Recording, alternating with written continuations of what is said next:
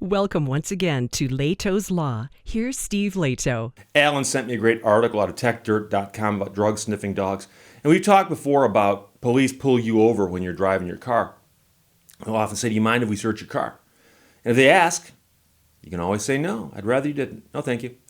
And sometimes, if they really want to search your car, they'll hold you there and bring in a drug dog, a dog that sniffs drugs.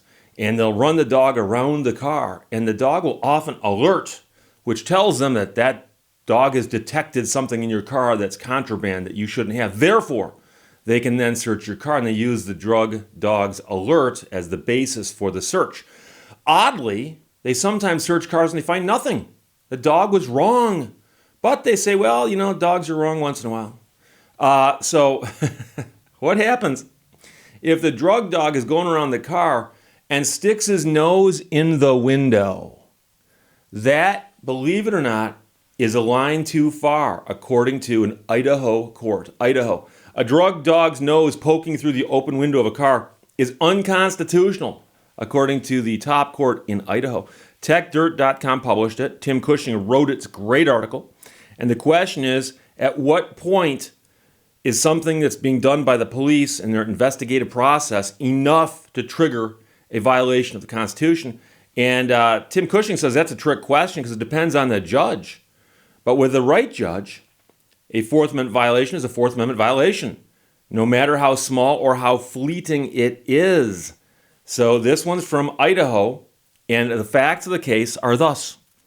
In March of 2019, police officers stopped Howard for a traffic violation and took him into custody after discovering an outstanding warrant for his arrest. Officers then brought in a drug-sniffing dog named Pico.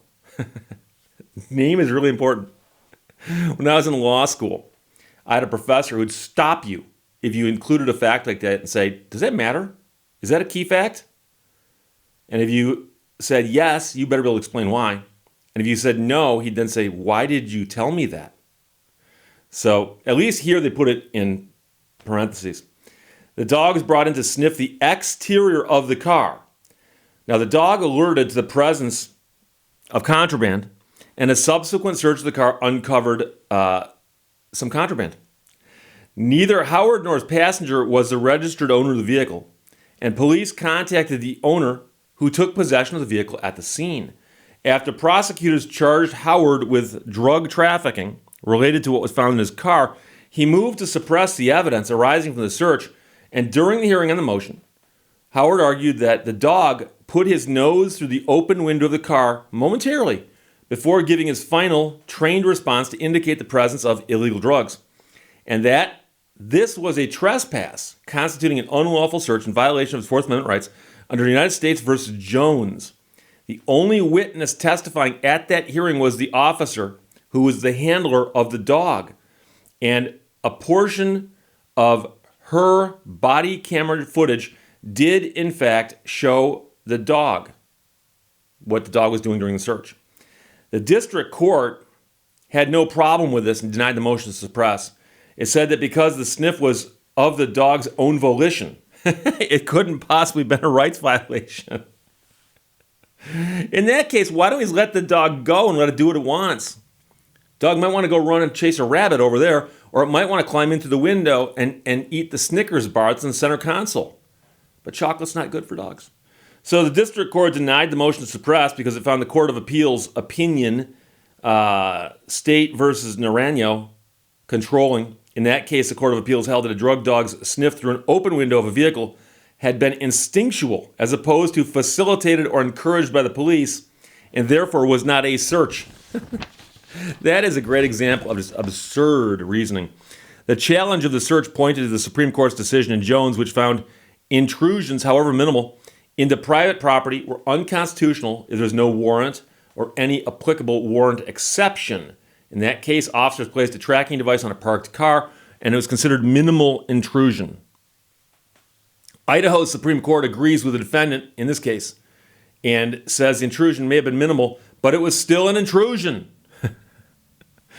And they wrote, we agree with Howard that the other case is inconsistent with Jones and that Pico's entry was a search.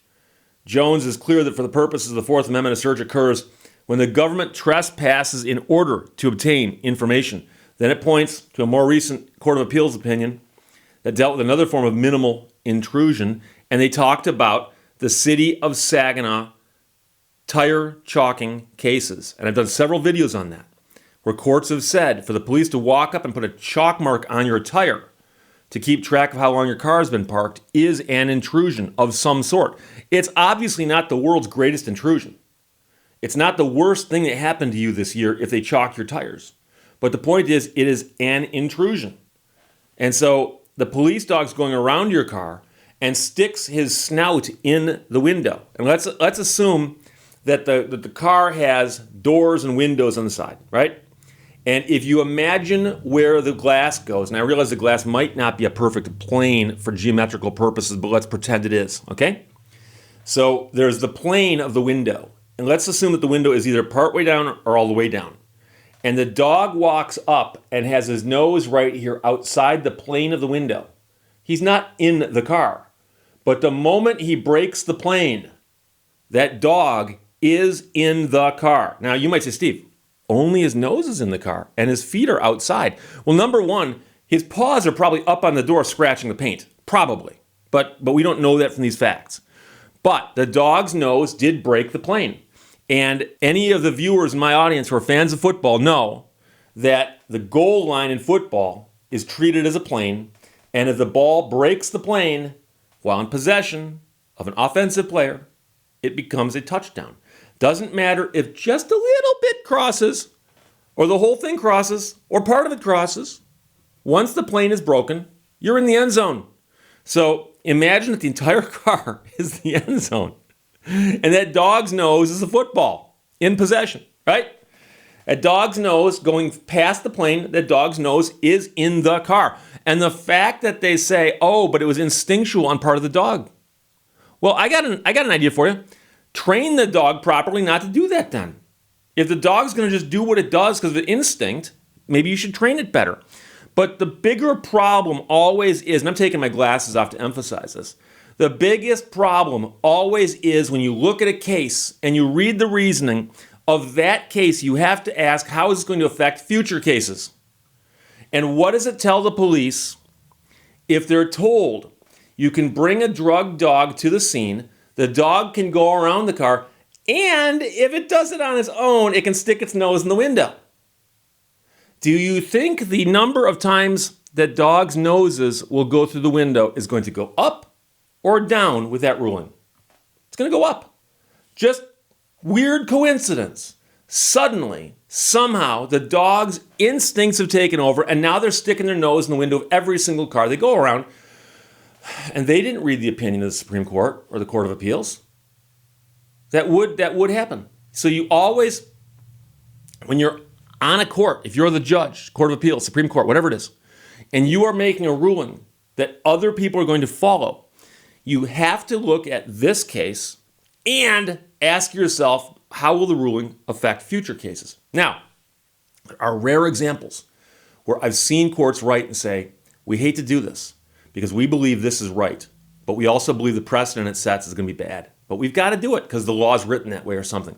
But here, where one court invented the instinctual defense for the dog, another court said, that doesn't make sense. Get rid of that. And they got rid of it.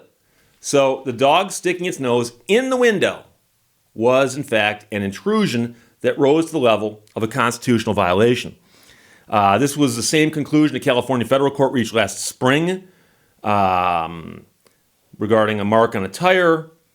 And as this author writes, and that finding is that it isn't the means or methods or length or depth of the intrusion. It's the intrusion that matters. Like the marking of chalk on a car tire's tread, a dog's nose passing through an open window is a minimal interference with property.